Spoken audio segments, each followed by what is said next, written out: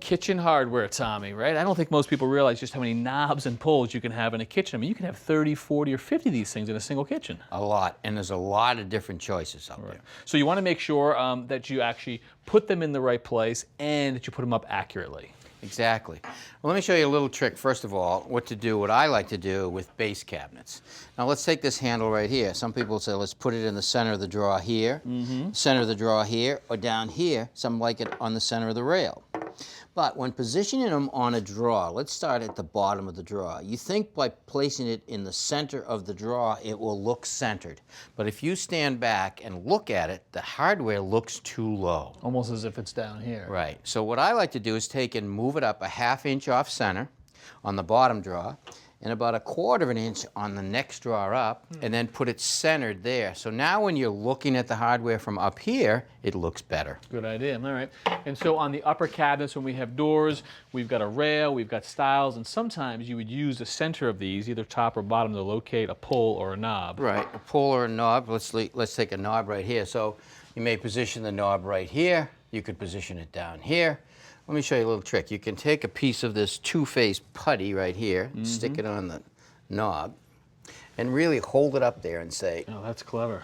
is that where I want it to go? Well, I can't tell you how many hours I spent looking at these things, trying to decide where they go in my kitchen. You can go crazy. Actually, I wasn't deciding. I was just agreeing. Yeah, exactly. All right. But regardless of where you put them, you want to make sure that if you put one down here on this door, that it's in the exact same spot on this door, and same thing up top. Right, and you can use a tape measure and a square like this is actually combination square, and you can set the offset right here to the center of that stile, and then mark a mark like that, and you come down here with the height here, measure down from the top your 2 points. Right.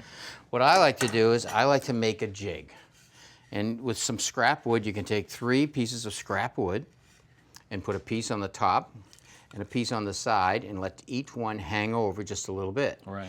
That allows you to take this piece with the holes drilled for the hardware that I've chosen, take it and put it on the door, rest it on the top and on the side, and drill my 2 holes for the handle that I've chosen. Gives you an offset from the top and offset from the side. Right, and allows me to take it and flip it over so I can do the same thing on the left or the right-hand door. Very clever. I can also use it on my bottom and top cabinets the same way. Just flip it over, Right. do it here, do it there, drill my holes. So homemade jig for you, although there are a lot of jigs out there that you can buy to help you with this job as well. There's all kinds of jigs. From this type right here, simple jig, you figure out where the holes are you're going to use it, you put it here, you punch a hole, and then you drill it. So that's just for marking. Just for marking.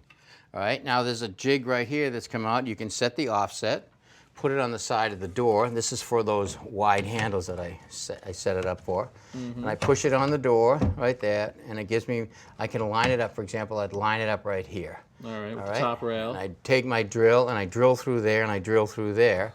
Because this is a metal, it gives you a nice metal guide to guide the drill and keep it straight. Keep it straight. All right, now what I use is I actually use this one right here. Whoa, fancy. It sets on the door. It gives me my center. It drops down and gives me my height.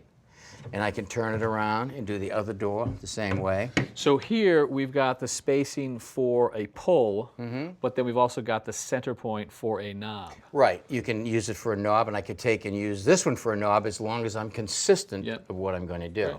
Right. I can also use this on a drawer. I can take it and put it on the drawer and center the position off the top of the drawer, making sure that I use it on all the same height drawers. All right, so think about the positioning, make sure you get it accurate, and to do that, in most cases, you're going to be using some kind of a jig. Exactly. All right, good information, thank you. My pleasure.